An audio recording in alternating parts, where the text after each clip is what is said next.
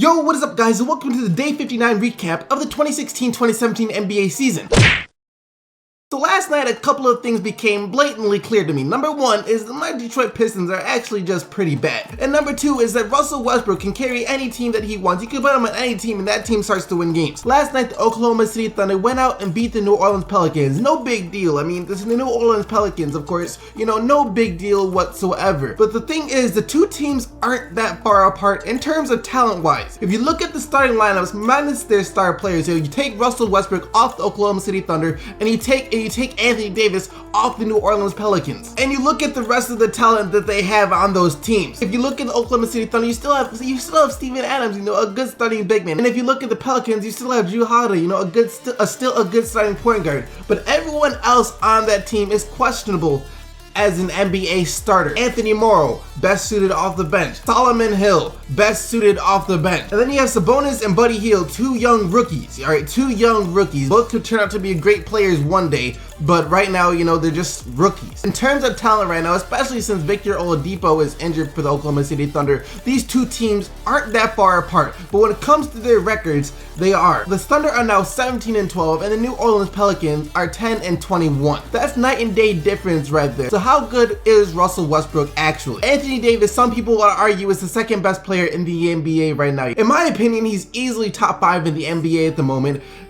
And so is Russell Westbrook. But Russell Westbrook manages to get his team wins. You know, he knows how to get his team wins at no matter what the cost. Last night he had another 40-point game, yo. 42 points, 10 rebounds, and 7 assists. 42 points, 10 rebounds, and 7 assists for Russell Westbrook. And you know, doing whatever it takes to get the win. This is what he said in an interview the other day, yo. He said he doesn't care about triple doubles, and he's annoyed at the fact that basically that's all people bring up. He doesn't care about the triple doubles. The only thing he cares about is getting wins. And the Oklahoma City Thunder got the win. And I know a lot of people are gonna harp on the fact that Russell Westbrook is a ball hog. You know, he doesn't pass the ball to his teammates. He doesn't put a lot of trust into his teammates. And the question I have to answer for you guys is, would you trust the teammates you had around you to score if you were Russell Westbrook? Would you trust giving the ball up to Anthony Morrow, Andre Robertson, Sabonis? Do you trust giving the ball to those guys and letting them score? See, now I get that it's about team basketball, it's about a team sport, but you look at the Pelicans, you know, they play more team basketball than Oklahoma City Thunder, you know. The players besides Anthony Davis on that team get more shots. They put up more shots than the other players in Oklahoma City Thunder.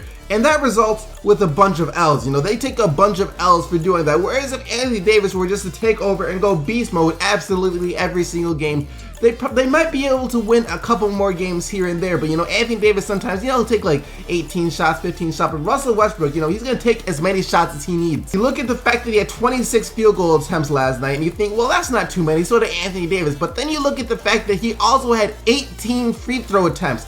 18 free throw attempts, and to get a free throw, most likely you had to be in the shooting act unless it was a penalty situation. So, you know, those 26 field goal attempts don't tell the full story of how many times Russell Westbrook actually tried to shoot the ball. So yes, Russell Westbrook right now, you could consider him a bit of a ball hog, but what you can't say is that it's hurting the team. Without Russell Westbrook basically going out and being a ball hog, they would be about the same record as the New Orleans Pelicans right now. And you remember back in those seasons where Kobe Bryant had like, what was it, Smush Parker, Kwame Brown, and he had to be a ball hog too, yo. Kobe Bryant had to be a ball hog too, and he got his Lakers into the NBA playoffs still. I think that's similar to what Russell Westbrook is doing right now. Not comparing Russell Westbrook to Kobe Bryant. I'm just saying there's the same mentality right now, is that I'm gonna have to do whatever it takes to get this team to win. I'm gonna have to put the team on my back because we don't have anybody else. He doesn't care about the triple doubles. He just happens to get triple doubles, trying to do everything for his team.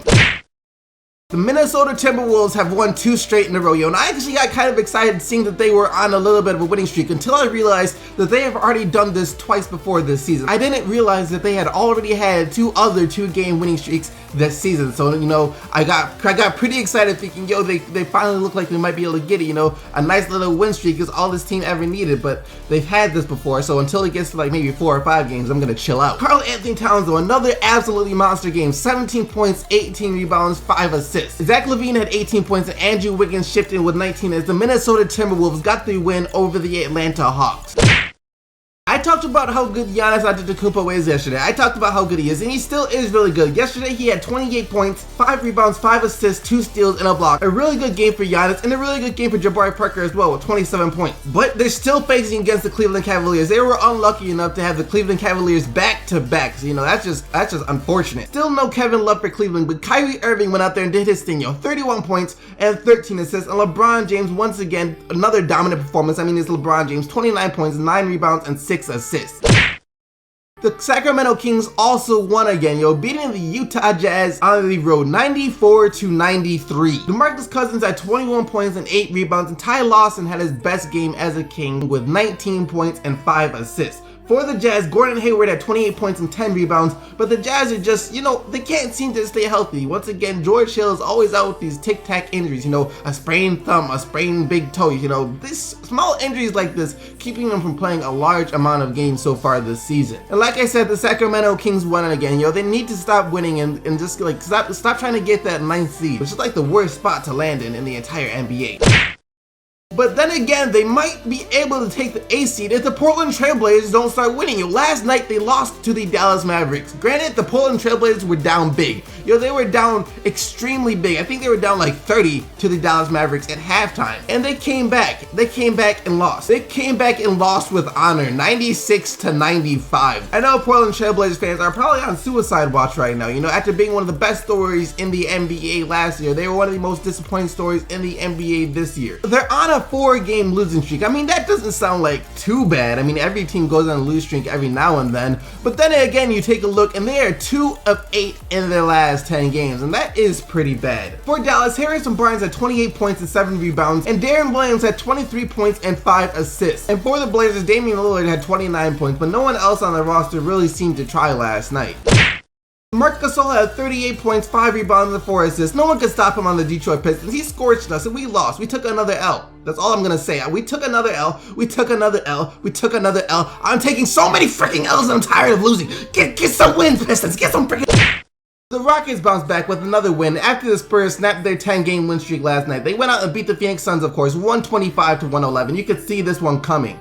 James Harden had 27 points, 14 assists, and 5 rebounds. James Harden is still out here beasting it up. A straight up monster. James Harden is a straight up monster for the Houston Rockets. And the team shot much better, The team shot much better. They shot 38 threes once again. They shot 38 last night, and they only made 6. Tonight, they made 18. So, of course, when they make 18, that's like, I think, 40-some% from 3. So, of course, they're going to win most likely when they do that against almost any team in the NBA. Eric Gordon was also huge off the bench as well, Eric Gordon is the 6th man of the year, hands down. Lou Williams has done some historic things off the bench, but when you take a look at Eric Gordon and what he's doing at the Houston Rockets winning and how good the Houston Rockets are, you kind of have to give it to Eric Gordon because his performances off the bench are resulting in W. And for the Suns, second-year shooting guard Devin Booker continues to get better. He had 28 points last night to go along with his 7 assists. So Devin Booker is a scorer, but he can also make some plays in case you did not know for his teammates.